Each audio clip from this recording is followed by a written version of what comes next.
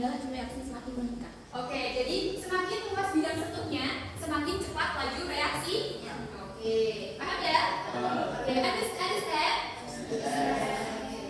Nah, silakan mengamati perendaman potongan daging dengan buah nanas agar lebih mudah lunak. Tadi kan pakai pepaya, sekarang pakai nanas. Nah, sering kan kalian mendengar kalau kita kasih daging biasanya dicampur pakai nanas atau direndam dengan nanas terlebih dahulu. Sudah menjadi rahasia umum. Salah satu cara agar daging menjadi empuk adalah dengan menggunakan buah nanas yang dicampurkan menggunakan daging mentah.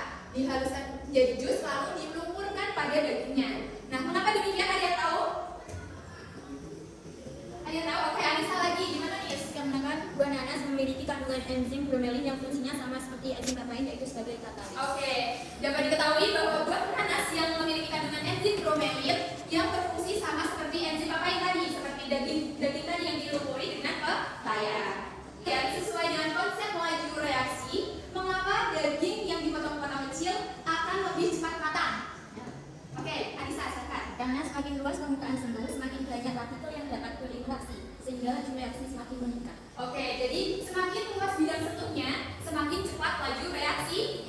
Oke, paham ya? Oke, understand? Bisa untuk lebih jelasnya, silakan kalian bisa milih antara barcode YouTube ataupun handout. Nah, terserah kalian sukanya nonton video ataupun mau bacaan handout dari materi laju reaksi. Silakan, saya berikan waktu 7 menit ya. Quran surah Al-Kahfi ayat 96 sampai 98. Silakan, siapa yang bersedia untuk membacakan teman-temannya Quran surah Al-Kahfi ayat 96 dan 98? Oke, Zikri, silakan. Bismillahirrahmanirrahim.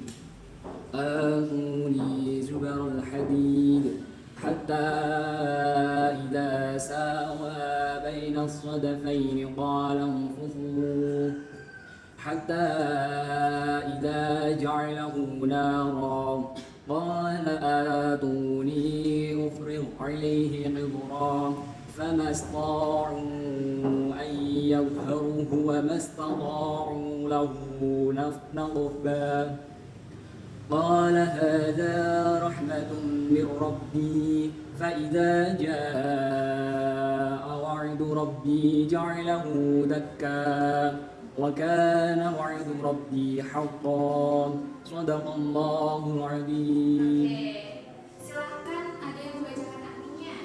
Siapa yang bersedia? Sasa, silakan dibacakan artinya. Berilah potongan besi hingga ketika potongan besi itu telah terpasang sama rata dengan kedua puncak gunung itu, dia, Zulkarnain berkata, tiuplah api itu. Ketika besi itu sudah menjadi merah seperti api, dia pun berkata, Reaksi perkaratan besi memiliki laju reaksi. Nah, di mana perkaratan besi ini memiliki laju reaksi yang sangat lambat, berapa? Sekitar 30 tahun. Hal ini disebabkan oleh jumlah dan orientasi tumbukan antar molekul oksigen dengan atom-atom besi pada kisi-kisi kristal besi sangat kurang efektif. Sehingga apa? Amat sedikit populasi hasil tumbukan yang melebihi energi aktivasi. Nah, itulah yang menyebabkan kenapa laju reaksi dari perkaratan besi itu sangat lambat sekali. Nah, paham? Oke. Jadi, marilah kita selalu bersyukur kepada Allah Subhanahu wa taala karena semua yang ada di alam semesta ini adalah karunia-Nya dari Allah Subhanahu wa taala. Dan kita juga bisa mempelajari ilmu-ilmu itu berasal dari Al-Qur'an. Bisa dihubungkan dengan Al-Qur'an, bisa diintegrasikan dengan ayat-ayat Al-Qur'an. Jadi semua ayat-ayat Al-Qur'an itu semua ada maknanya tersendiri. Sains masyarakatnya. Nah, masyarakat Bali pada umumnya menggunakan cara nyekep. Ada yang tahu? Ada yang pernah melihat nyekep atau meram? Biasanya kalau orang tua kalian ngambil pisang nih, ada yang dikasih karbit atau apa? Nah itu karena semakin besar konsentrasinya maka laju reaksinya akan semakin cepat. Nah, selanjutnya ini ada faktor reaksi yang pertama yaitu luas permukaan. Nah, pernah kalian melihat ini ada badung kuning? Ada yang pernah melihat? Oh, bagus pernah melihat ya badung kuning kayak gini ya. Oke. Nah, itu adalah gambar pembakaran pasepan yang diintegrasikan dalam pokok. Jadi semakin rendah suhu maka laju reaksinya semakin lambat. Berarti kalau seandainya dipanaskan, laju reaksinya semakin cepat atau semakin lambat? Oke, paham ya? Oke. Lalu ada yang namanya konsentrasi mempengaruhi laju reaksi. Nah, ada yang tahu ini gambar apa? Patung marmer yang bisa mengalami pelakukan